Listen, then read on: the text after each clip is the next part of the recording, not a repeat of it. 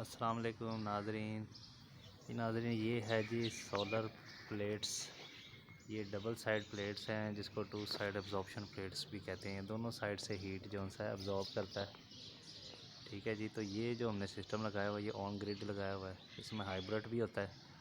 On grid में ये है कि ये यूनिट्स बना बना के वापडा को जो है ये यूनिट्स देता है और बिल जो है वो माइनस में एडजस्ट होके आता है।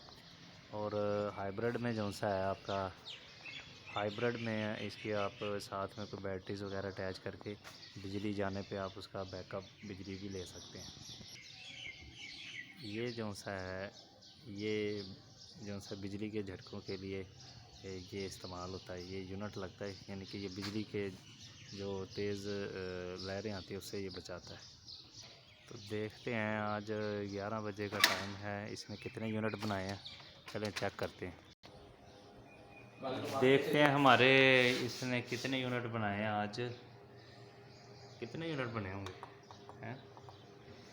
ये आ गया जी, ये ग्रिड लिखा आ रहा है वोल्टेज में। ये टोटल 16,001 अब तक इसने बना लिए। आज इसने 9.62 यूनिट जो है ये बना लिए। ठीक है जी, 9.62 यूनिट होते हैं। इसका पैनल लगा हुआ सारा।